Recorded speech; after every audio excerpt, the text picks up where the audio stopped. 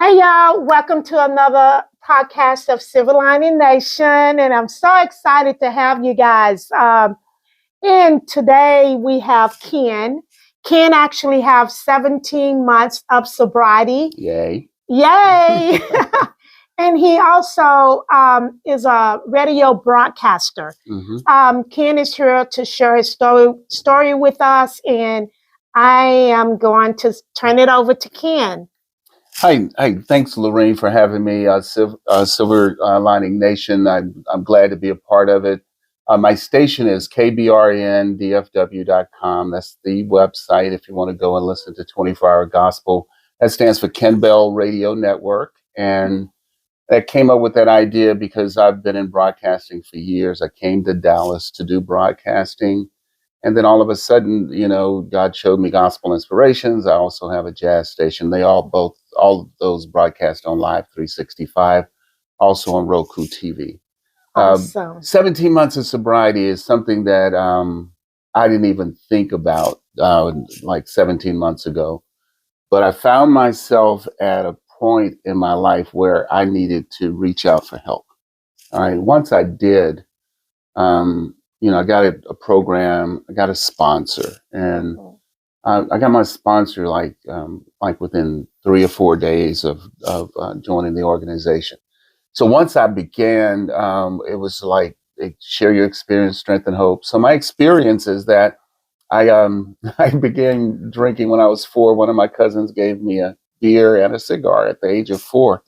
Because that's what we had this large family, and they made fun of all the kids, and so they liked to see me stumble around, and so that was my first experience with alcohol. Over the years, becoming a DJ at the age of 13, I was always placed in a position where I was always around alcohol. It was just something that I did. My stepdad was an alcoholic. Army veteran from the Korean War, and he wound up dying of prostate cancer. And the thing that I noticed about his passing was it's like once he couldn't work anymore, he gave up. He didn't fight. And that bothered me for a long time, So I go through my life, I'm like a popular DJ in Houston. 1986 comes around. I'm not blacking out yet, but I'm drinking so much like I need a change. I need to move. So I moved to Dallas in '87, thinking that I would wind up being this really popular DJ. Back then they had Tom Joyner, they had Kid Craddock. I remember Tom Joyner. All of these guys, and I was working for him, answering phones, and I got a chance to rub elbows with a lot of different people. But at the same time, I was more into the perks of radio rather than the promise of radio. Okay. And so I began to go off kilter again. I moved here to pursue this career. But, I came here during the glory days of the Cowboys winning Super Bowl. If you were a policeman or a fireman, and, everybody was engaged in partying, and I became a partier. Even though I had the career in radio, I still became a partier. The thing that changed me was I got hit by an 18-wheeler on May 18th of 1988, 1 year and 1 day after moving here. And I walked away with a pinched nerve in my neck, and my lower back was messed up. So within 2 years, they gave me oxycodone back then. That was when that was becoming a big thing, and I got addicted to it, and I wound up being placed in Timberline Hospital, which is a sanitarium or insane asylum, or whatever they want to call it. And I was there for 9 months, and then when I left there, I relapsed immediately. They took me back in. I did another 90 days, so 1 entire year, except for 1 day, I had sobriety. Wow. But it was kind of forced upon me because I was in an institution. When I left there, I think it would have been 1990 or 91. I never intended to stop drinking. I just did that, but I stopped using Yes. cocaine and I stopped using Oxycontin, but I never stopped drinking. And I remember, so it took me 30 plus years to find a program that I already had, and then I Mhm. get it back, and then I finally decide I'm going to work it. So Yeah. when did you, as we would say, come to know that you were an alcoholic? It was the summer of 2022. I was involved in a relationship with a young lady, and her family always had parties. So, and I'm the DJ. So wherever I go, I'm the one that's playing the music. You know, but I'm also drinking, Yes. right? And so with this family, at the end of all of their parties, they would have these gallon of Tito's, and they would pass out those little red shot glasses to everybody, and everybody has to take a shot to end the party, kind of thing. Um, Cinco de Mayo, my birthday June 19th, 4th of July, her birthday June 30th, August I did a wedding, Labor Day I drove to Shreveport. I did two events, one on Saturday and then Sunday we're driving back. Well, let's stop by my brother's house. Next thing you know, I'm blackout drunk driving back. Burn up my heater hoses on my car. Don't remember doing any of it because I was You ran a blackout drunk. blackout. Yeah. And so the next morning, it was Labor Day of 22. That was the 5th, I remember, because I couldn't find a door on a mechanic that was open. So I wound up burning out my heater hoses. I was in such a blackout, I couldn't remember. I could have turned on my heater and I would have been able to drive my car without destroying it. That's what made me know. Okay. So it took me another 25 days of heavy drinking and blacking out. My final blackout before coming in was it was on a Friday. I'm working for a major bank. I'm on the phones answering their IT questions. So I take a nap at like 1:15 in the afternoon. I wake up, it was like 5:30 and the help desk had closed.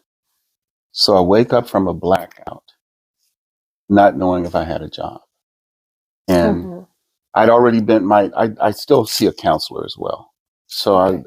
I talk to my counselor during that time between um, the 5th and the 30th of of January, September 2022.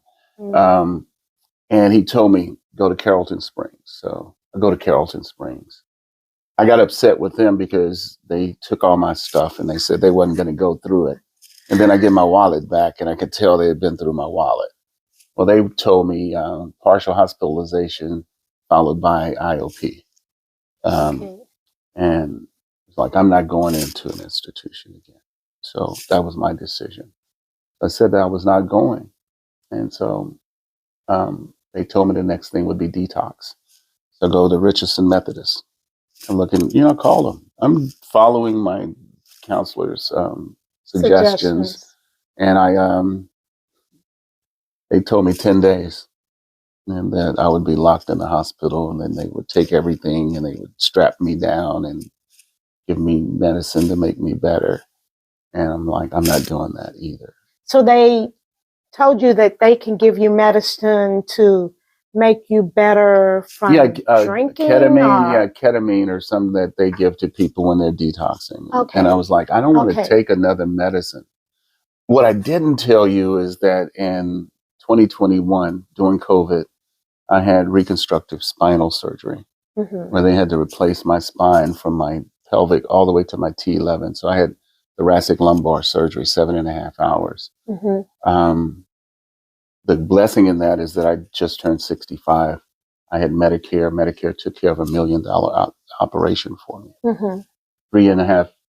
Almost 3 months later, I get an infection that I can almost die, a septic infection. I have to have a second surgery. And I continued to drink through all of that. You were drinking while you were on all this medication. On all the medication. And the reason I look the way I look now is only because God loves me.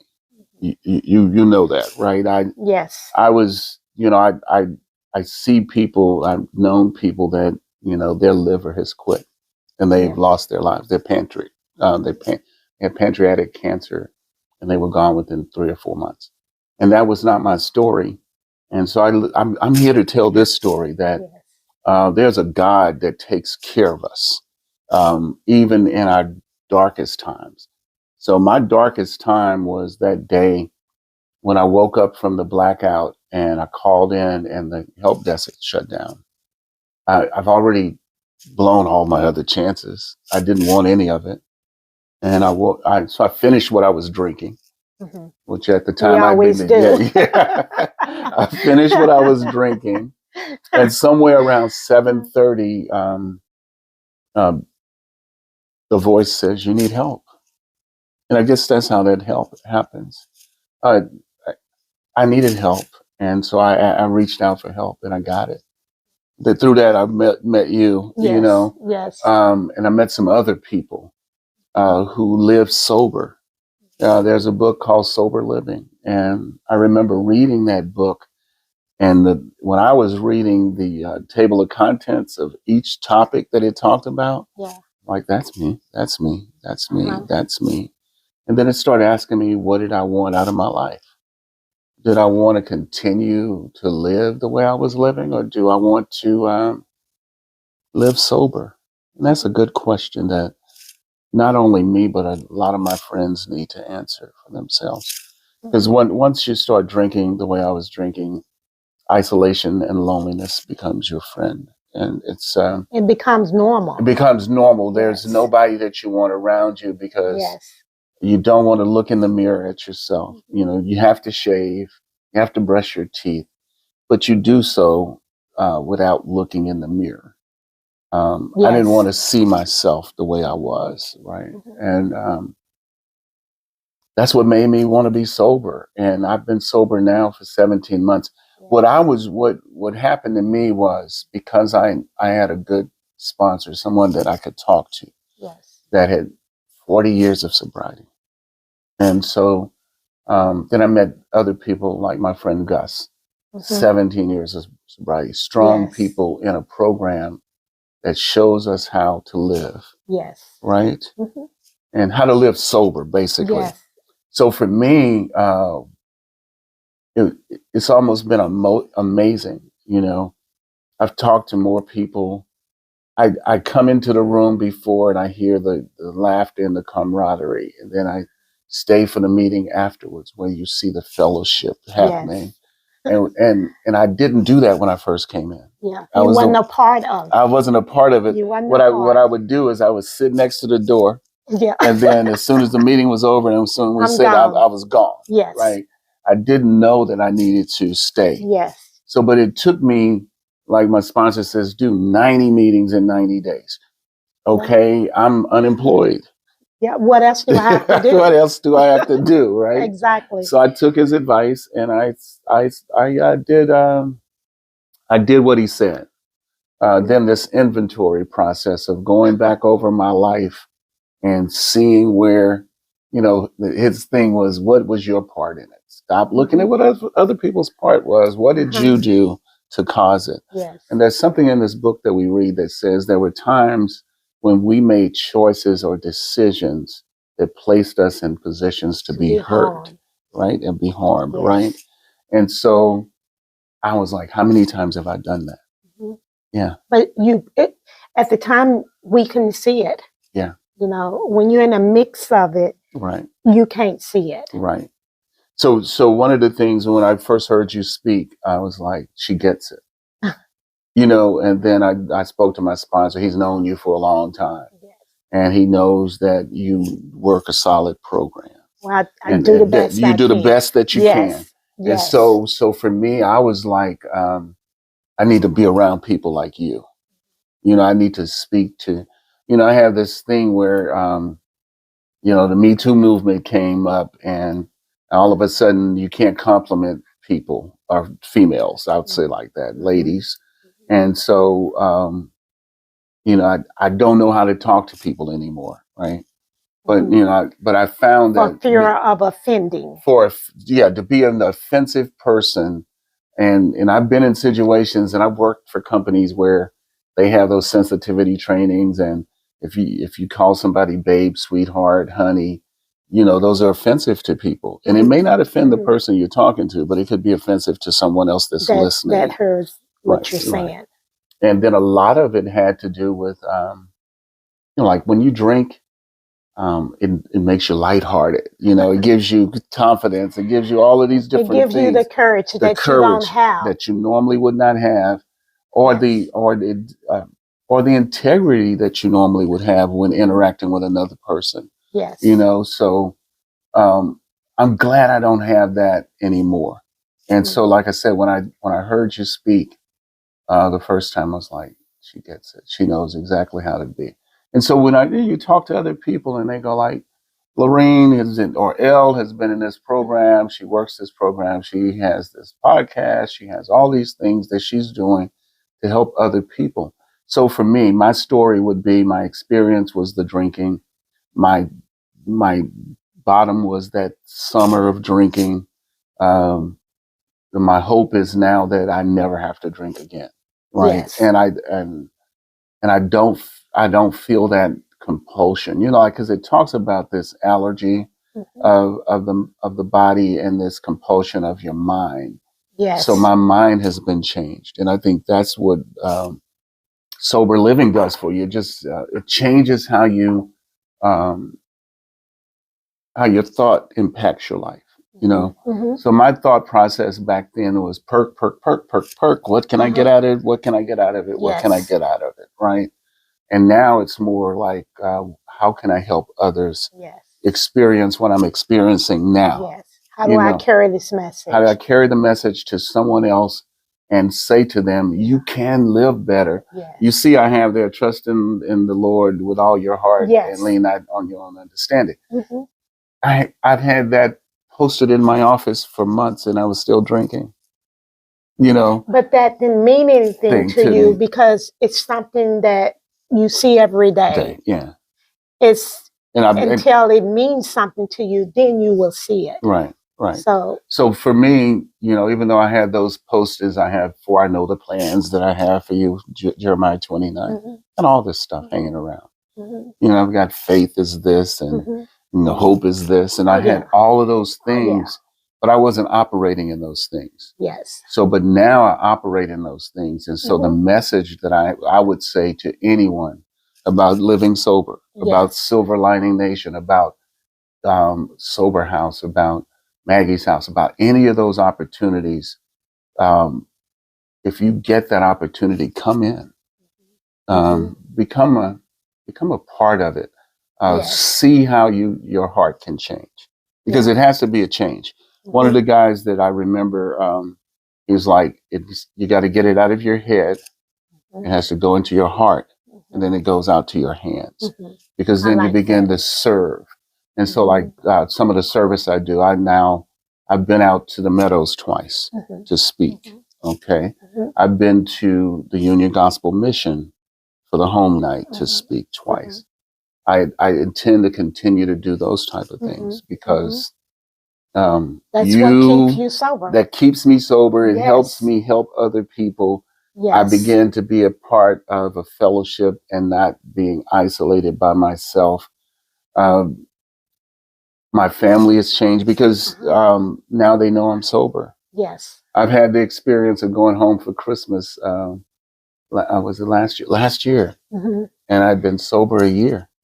And I told my niece, she's 34.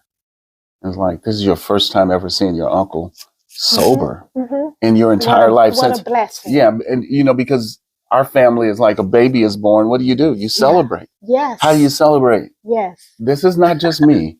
This is the world. Like we read these books and this fellowship doesn't reach everybody, but it can. That's what I would say. Your program, the books we read, the fellowship of the people that we have contact with. If we tied all that stuff together and could give it away for free, which we do, basically, but to a unique audience who knows they need it. Yes. Like you said, I didn't know I needed it until that day I woke up from that blackout. Mm-hmm. I'd been told, Yeah. I've been told about sober living. I've been told about all of these different things. I had no interest in it. And you said this earlier. Until I needed it. Yes. Till I knew it was something that I needed. Yes. You mentioned earlier that, you know, you were drinking, and drinking, and it tells us in our literature, drinking, it's not about the alcohol. It wasn't about that anyway. And I always thought it was just a symptom. And that's what we are taught in the 12-step room. It's just a symptom. I got to get to the root of why I drug and drink the way I drink. Right. I do. Until that happens, then I'm going to continue. So that's what the 12-step does. My sponsor, it recognized in me as like, you're in pain. You're drinking out of pain. Yes. Because in isolation, you're like, I'm the oldest man in my family at my age. You know, mom's gone, grandmother's gone, my brother's gone. My sister and I are the two oldest people. You know, cousins, aunts, friends, everybody's just passing away, right? I had recently, my best friend's brother-in-law, they found him on the side of a car. He had a heart attack. They put a defibrillator in his heart. Later on, he got diabetes. He got down. And even though he had been sober for 7 years, he started drinking again and he died.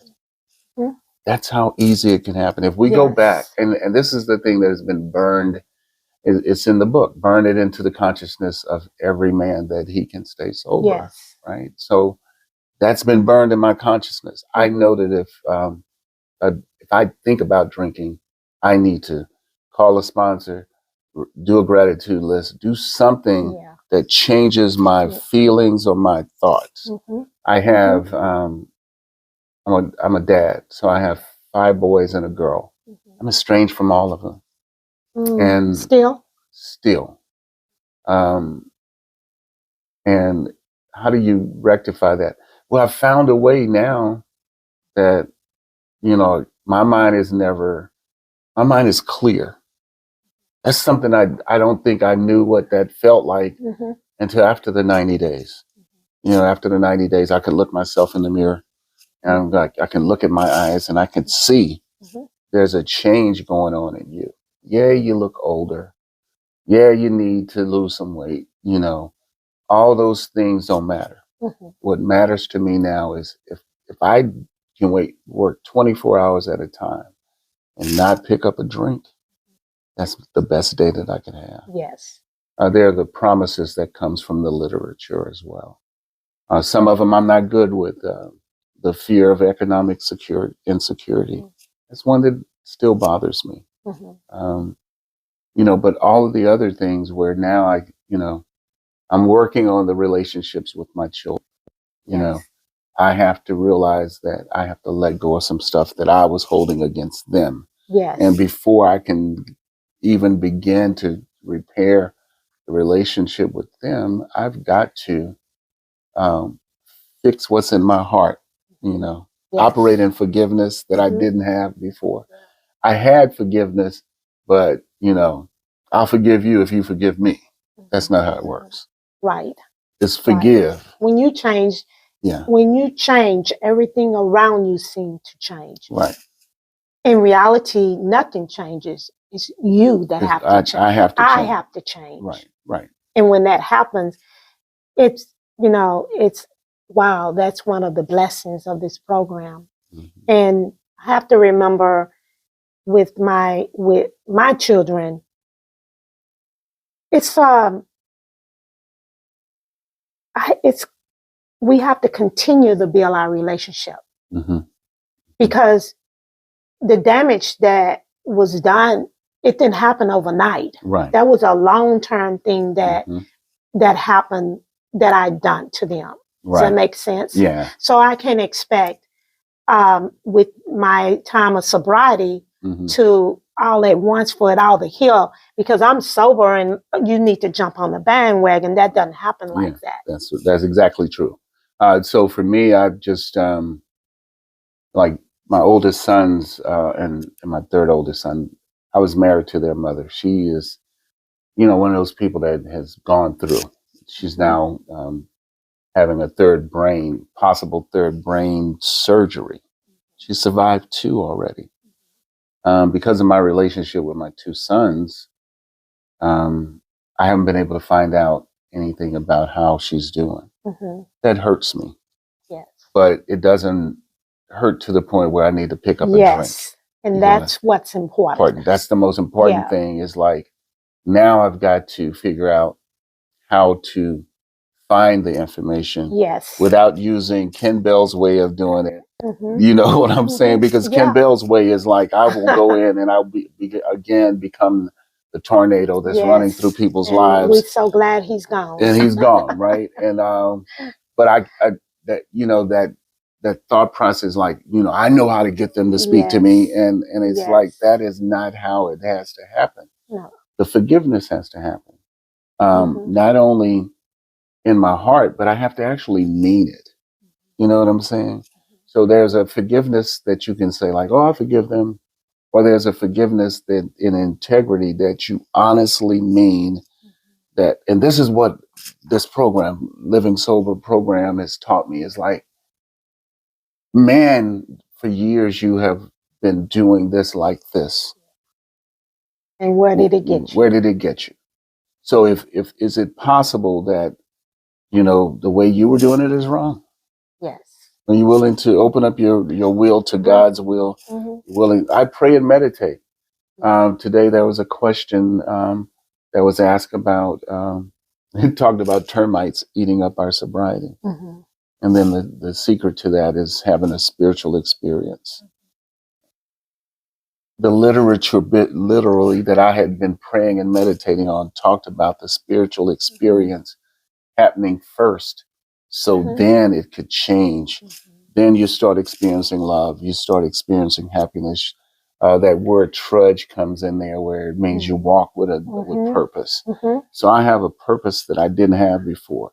And that is, now I know I could be in relationship with people, especially females, because I walk around with a thorn in my side, like Paul did, saying, like, why do I always flirt with women? It's like, it's because my mindset was set that way. I was taught that. This is how you become friendships with females, right? You compliment them, you do all of these different things, and not knowing that you could hurt them by doing that, right? So for me, now it's just like, if I have to be alone as far as relationship is concerned, then I have to just do that. God is what is my conductor? He's my employer. He's you're the actor always trying to run the show. Yeah, and I can stop running the show now, and I can let him run the show. And things like this interview will happen for me. Things like this office will happen for me. Things like the relationships that I have now, that I feel are safe. I don't have pain from. I had to let go of a physical relationship because my sponsor told me to do it. Did I want to do it? I didn't. But I did, and it brought clarity. You get what I'm saying? Yes. And it began to, he's like, once you do it, you'll see what I mean. Yeah. And I'm going, it's like, really? You trusted him. That's the main thing. Right. To have that trust between a sponsee and a sponsor, that takes some faith right there. Because well, for me, he showed me, like I facilitated Sunday school with a group of other people. My sponsor joined my Sunday school. And then he started speaking about his beliefs and his faith in the Sunday school. So as we were working through these steps, it made me able to trust him more, because, he shares in Sunday school what his beliefs are. We believe in that God can change anything, but I have to be able to turn my will over to him. I have to wake up He's in the my morning conductor. and keep constant conscious contact with God, pray for will of what his knowledge is for me, the knowledge of his will for me. I don't know how to do that. So the only way I can do that is keep in contact Yes. with God Yes. and with a sponsor who knows God, So a sponsor who has faith. you mentioned that before you came into the program, you knew God. You had, I see it all over. You have God, and your music is religion. Is that correct? Yes, ma'am. So tell us the difference with the God that you have now versus the one that you had before you came into the 12-step program. Oh, okay. All right. So that's real easy. So the God I had, a licensed preacher, licensed certified lay leader, certified lay speaker. I've been through all the trainings. I went through everything. Able to, my gifts and knowledge of God and teaching. I've been teaching the Bible all this time, but I was teaching it while I was under the influence, right? The hard part about that is, how can you listen to a holy God when you're under the influence of something else? Okay. So the difference for me was, experience this God that you know already without anything in your brain to separate you from him, right? So when we put this thing that we call alcohol in us, it becomes a spirit that's inside of you that, even though you say you believe in God, it's constantly pulling at you. I've heard that It's before. constantly saying, and then the funny, I would walk into a bar after church.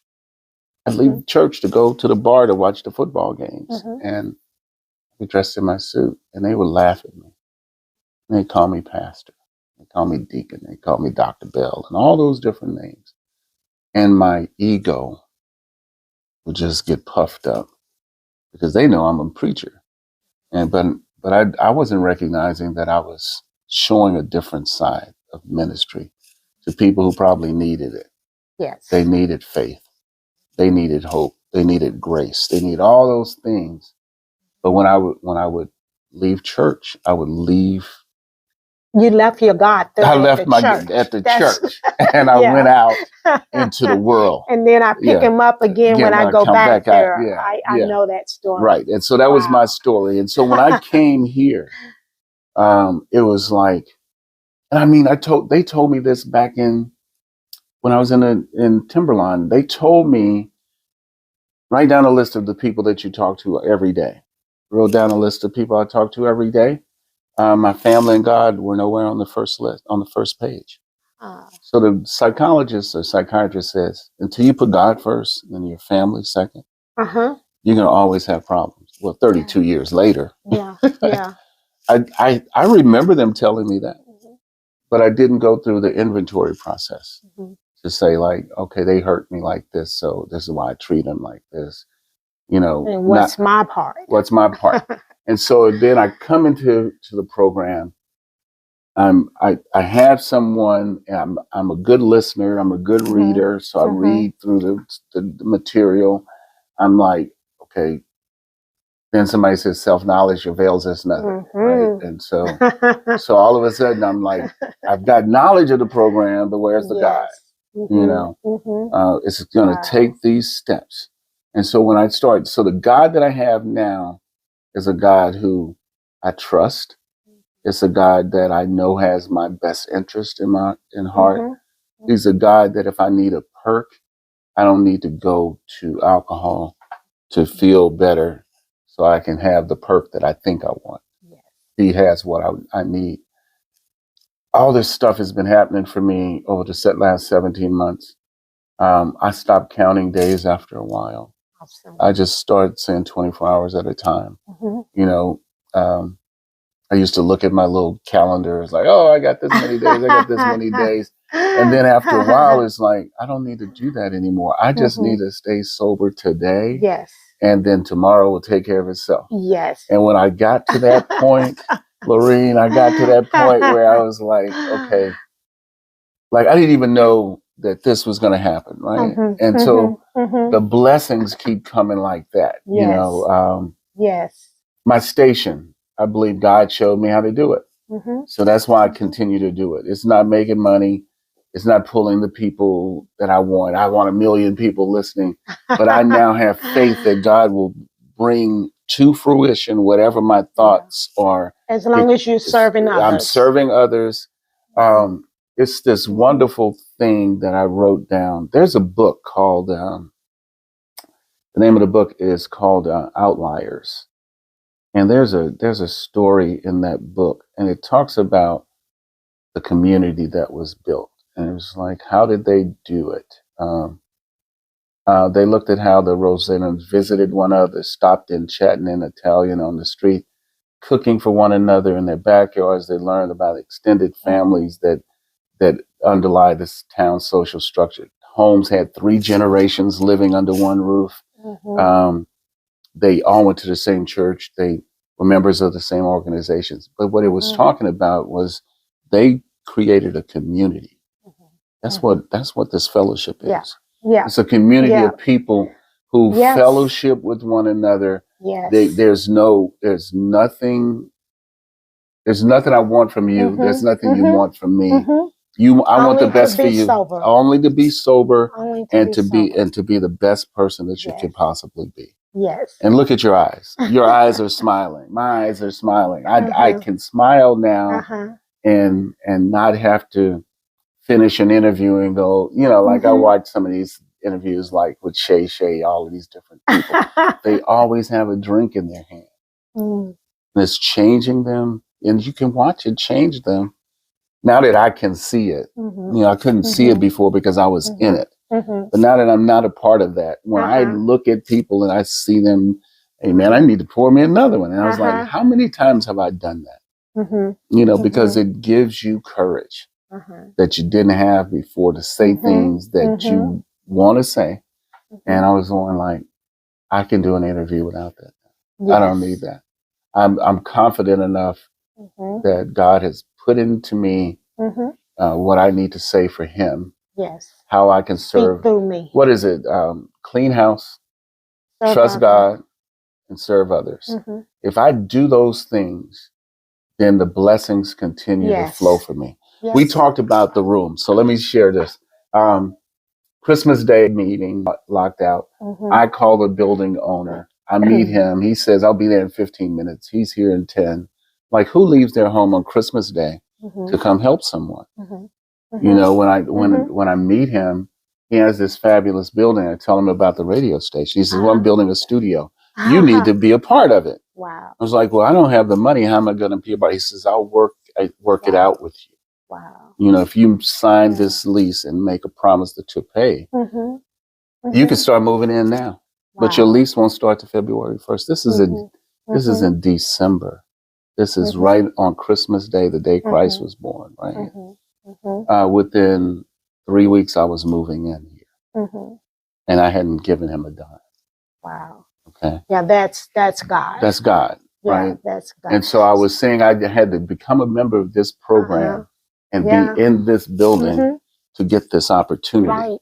But he was making those steps for me in advance before I even knew that this is what would happen for me. Yes. So you mentioned earlier you've had sobriety in the past. Is that correct? Right. So what's different from that time when you had sobriety and your current sobriety? What's the difference? The difference was that sobriety was not court ordered. I turned myself in. Okay. And I went to a session. The weird part is they have you do this evaluation and answer like over 100 questions. So when they called me back in the room to go over my evaluation, they said, are you trying to commit suicide? And I was like, why would you think that?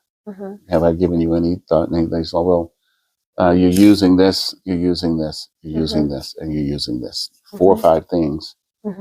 all at the same time every day. And they knew the signs. And they knew the signs. And when they showed me the line, they said, you're the first person where the line actually ends up below zero. So when we see somebody that's near zero or below zero, that means that they're trying to kill themselves. And I'm like, I'm not trying to kill myself. So I remember going back out, sitting outside, and they were like, we don't have a pro bono bed for you. We're going to have to send you home. And if we get a bed, we'll call you. And so I'm going like, I knew this was, like, my mind. Yeah. Knew it wasn't going to work. Yeah, it wasn't gonna, I knew it wasn't going to work. I don't even know why I wasted my time. Exactly. And so I stopped at my dope dealers on the way back to the house. As I'm walking in, the phone is ringing. And it's the place. They said we had someone who ran, which means they jumped the fence.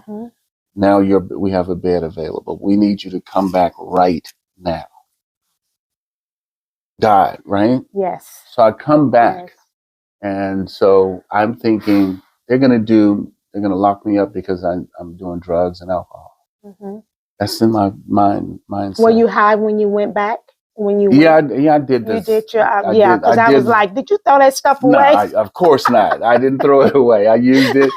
And so I might as well use it just to be honest, right? Yeah, I'm like. Just like I already got it, so I might as well use it. Yes. And then I'll go turn myself in. And I did that. And so I had that year of sobriety because it was kind of forced upon me. Gotcha. Right. As soon as they gave me enough freedom to get out on my own, which they moved me across the street from the hospital to the apartments that they let you go live in, the sober living community. And then over there, everybody has already figured out how to beat the system. That's basically how that is. Yeah. Yeah. And so I go into a situation where I've had 9 months of sobriety and everybody has shown me how to beat the system. And so now I have the freedom to leave. I work through it. I leave for one day. The only person I had to pick me up was my former drug dealer because I was here by myself. I had isolated myself. You know what? You know that it takes you down a road where you only have certain people that you can deal with or that know you. And so our disease does that. So it takes away everybody that cares about you. Yes. So I find myself at that point, that's 9 months. And then so I go back in for another 90 days with the promise I'm going to do it. I'm going to do the program. Oh, yeah. And then when I get out, I missed radio so bad. And they told me you'll never be able to do radio again. And I'm like, ha ha. We can always find a way. You talking to the wrong person. Don't tell an addict or alcoholic that there's something they can't do. Right. And so I get back into radio. God did that for me too. And the next thing I know, career begins to flourish a little bit more. Guess what happened? You asked me what happened. I forgot God. Okay. And so when I did that, I went right back to the old way of doing things. And then I had a couple of more kids, which brings my total to 6. Now I have to work 3 jobs to take care of 6 kids because I'm on child support for 5. God ain't helping me. So, that begins, that lack of faith begins. Yeah. And then I've got to do it all myself. So I'm working 3 jobs. God's not helping me. I don't know why it's so hard. Not thinking about all the stuff that I put in place to make it hard for myself because I wanted to blame someone. So the difference between the victim. I am no longer, you asked me about the new God that I have. I'm no longer a victim. He is helping me in everything I do. Even when I'm in pain, he's helping me. Awesome. There's something that I need to either let go of, or something I need to confess, something I need to ask forgiveness for, someone that I need to forgive. If I can do those things every day, then I can stay sober. That's the new God that I have. Awesome. And he doesn't let me down. Awesome. He keeps giving me opportunity. I feel like I'm getting old, Lorraine. None of that. Listen, I've been interviewing, and it's just the market. And I finally talked to someone that says the IT market is saturated. You know, you're going up against people coming out of college. They have AI, they have data analysis experience, they have software development. Where are you in that space? If you want to remain in IT, that's the new IT space that I have to get into. Yeah. So I'm taking classes. Awesome. And the thing is, the opportunities that are coming to me to learn are free. Good. There are things that I don't have to pay for, and I keep going like, God is doing for me something I cannot do for myself. Right? Awesome. Well, we're gonna wrap this one up, Ken. Man, I really enjoyed chatting with you. Yeah. I mean, I'm telling you, I want to hear your story. You know, I started watching the podcast, and I saw the one where you were cooking by yourself, and you cooked one of your favorite meals. Those are the type of things that I want to do. Thank you for this interview. Yeah. Well, thank you for being on Silver Lining. Guys, I hope you enjoyed this interview as much as I did. And we're going to wrap it up. And once again, if nobody tells you guys that they love you, hear from us here at Silver Lining Nation. We love you.